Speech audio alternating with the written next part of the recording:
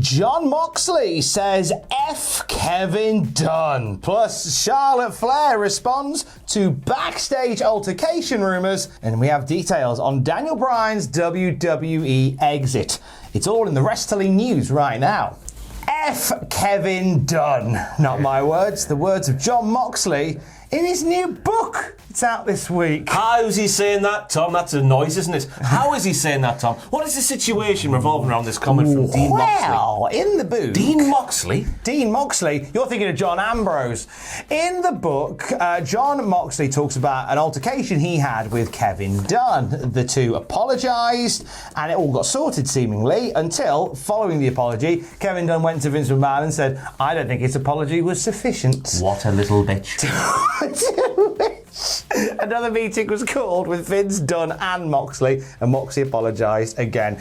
He concludes this saga in his book with some choice words for Kevin Dunn, doesn't he, Ross? He does. This is from the book, or book, as the people might say. The reality in a place like WWE is that one comment, one little seed planted by a guy in Kevin Dunn's position can be extremely detrimental to someone's future there. That's a lot of power, and that power breeds ego. Connecticut, old rich boys club ego. You Connecticut rich boy!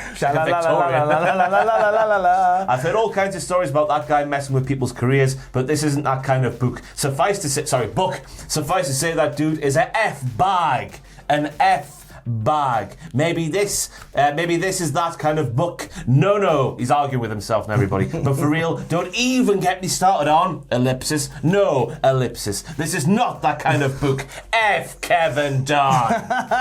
I like how Moxley's book seems to be a bit of a stream of conscious. Yeah, it's closed captions. Yeah. The audiobook will be stunning. He's just sat there with a cigarette in his hand going, I remember the time I was backstage. Automatically generated, all that stuff. Amazing. So the book's out this week and it's full of choice words like that. He's on the promotion trail for the book. He was chatting to Wrestling Observer over the weekend, and he was talking about scripted promos in WWE, and something he said caught my ear with an ear magnet. And he said that from day one in the company, he had issues. With that face you pulled just then. He had issues with the WWE's scripted system.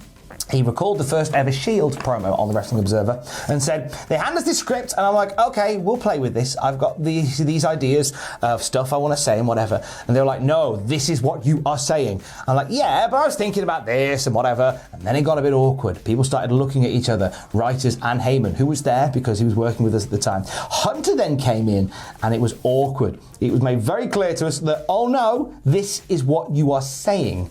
You are reading the script.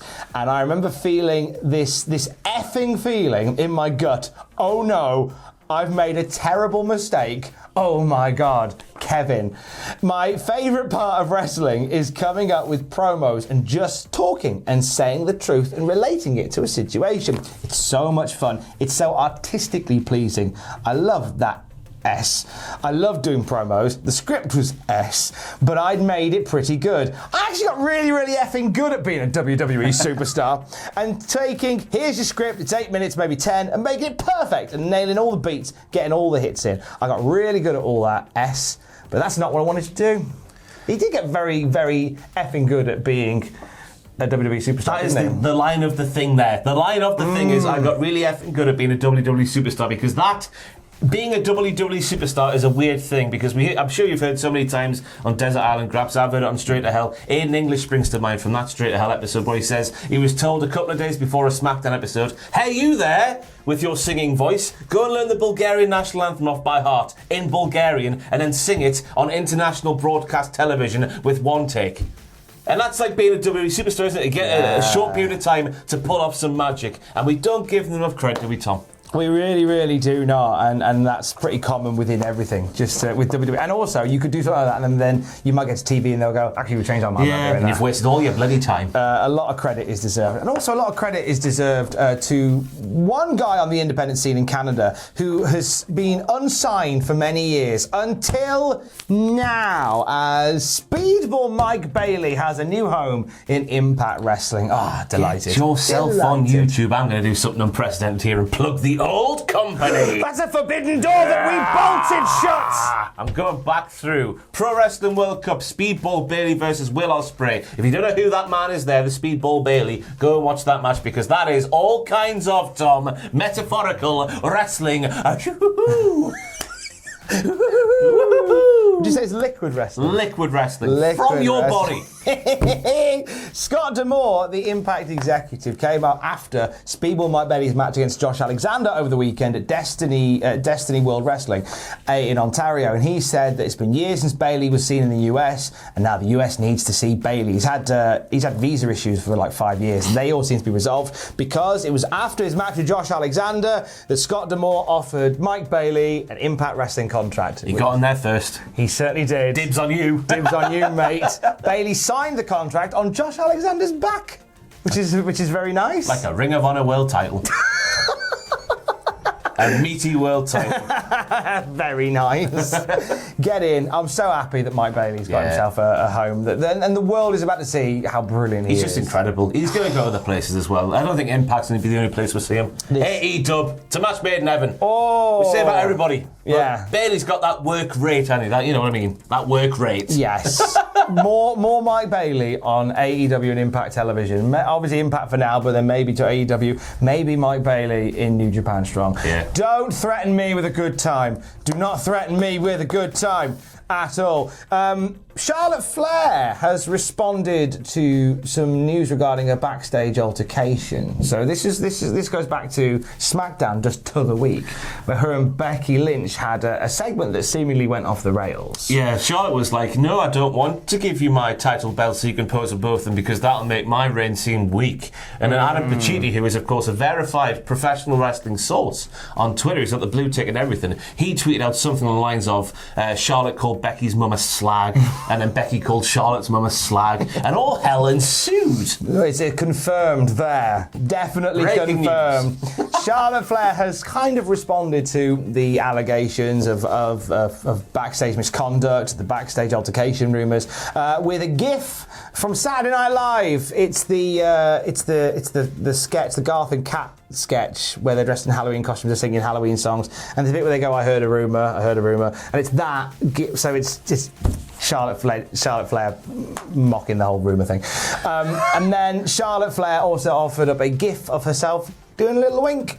So, not so much confirming or denying, just stirring. Something's happened. Something has happened. Do we know what happened? No, we don't, but something has happened. Just something, Tom. Do you remember when Angelo Dawkins used to do this? He used to do that, didn't he? He used to have the other one where you go like, I can't. He had two, didn't he? I like he had this the bowl and then... Old stir in the pot. Now it's Red Velvet's bowl because she's from your mama's kitchen. Oh, so Velvet has... Is it the same bowl? I'm sure, maybe after that. Angelo Dawkins, have you given your bowl to Red Velvet or is it a different bowl? Has she gone down to the Walmart and purchased a different bowl? Let us know. Let us know. Let us know in the comments down below. Final and more. Bryan Danielson and details of his WWE exit have been revealed. This comes from Fightful Select. Ross has more on his phone that I will read. Because I haven't written it down in the notes. So Fightful Select on the departure of Bryan Danielson. Thank you for the phone. I won't look at your pictures. No problem. Bryan, that's my mother. Oh, it is, isn't it? Oh, she's looking good. Bryan Danielson, now part of AEW, but his WWE departure was a very classy one. Yeah. I think for all intents and purposes. Fightful Select say you may remember a tease of a Kevin Owens Daniel Bryan team in late 2020, with Owens saying he'd never be the tag team champion. The idea was pitched, but there was never any real firm plans for the two as a duo on SmackDown, which is a shame because that could have been a bit of knockabout fun. Banter is the word there. Couple of Bantosaurus Rexes. Absolutely. Couple of prisoners of Banterban. That's what they're going to call themselves as a team. The banter clauses. The banter clauses. All they do is talk about what great banter they've got. But the banter just increasingly gets worse.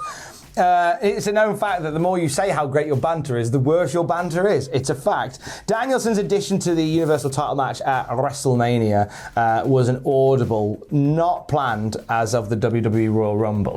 It was just one of those things where Bryan was a bit adrift for Mania, and everyone loves him. He inserted himself in the picture, and then he made himself like the sentimental favourite, didn't he? I remember that period of time at the start of this year. Feels like it was 10 years ago, but you wanted Daniel Bryan to win, didn't you? Yeah, do you know what? Yeah. I always want Daniel Bryan to win. win. I always want to see Daniel Bryan do a win. That's always what I want. Everybody in WWE speaks very highly of Bryan Danielson, in particular the way he departed after his match with Roman Reigns. One source saying that Bryan handled things so well in that match that many people didn't think he was actually leaving or taking any time off. We couldn't have asked him for any more than he did. There was never any serious consideration to Bryan doing more within the company, so it was kind of part of the reason why he went away. When speaking to those in WWE, they said they feel the door is open for a potential return for Danielson down the line, as he left on very good terms. Your mum looks lovely there. Thank you. And I think this is... I think, is he the first person that WWE has gone to AEW and WWE have gone, hey, when you're ready, come on. You'd think so, wouldn't you? And that's going to be the interesting thing over the next couple of years. We've seen people go from one side to t'other, but going from t'other back t'other way is going to be the interesting thing, isn't it? Because MJF keeps teasing people. I don't think that would happen personally, Tom. No. I reckon in our lifetime MJF will be a WWE star. Oh. Yeah. Will he eat your hat if he doesn't? No, because I saw Sam turning green on Christmas Day when such hat edibility based bets were taken. I'm not a fan of that. No, it's all good. It's going back to the point. It is nice to see Daniel Bryan just being classy all of the time. Yeah. And it sort of makes you sick, doesn't it? Best wrestler in the world, lovely beard, handsome man, lovely wife, lovely children. I assume he's got a lovely house. He's got everything, a lovely character as well. He's got all you want in life and more. You've got a lovely beard. No, this is the goal here, Tom. This is the goal right here. That's the goal. That's my goal. That was much better during take one. What do you mean this is take one? This was take two. Wink, gif emoji. The microphone fell off, everybody. And we had to do this entire video again. And not even scripted, was it, Tom? No, I was like, that's my goal. And we started singing That's My Goal at the same time. We added new gags to this one, though, so you have got value for money. There are gags that you will never hear in the other one. Release the Tom and Ross cuts. There are gags in the other one you'll never hear. A slag. That bit was in there. Have a great day. More news as we get it via cultaholic.com. Cultaholic Classic Raw review on the podcast feed later today. Oh. Stay safe. Oh, baby. Love you, bye.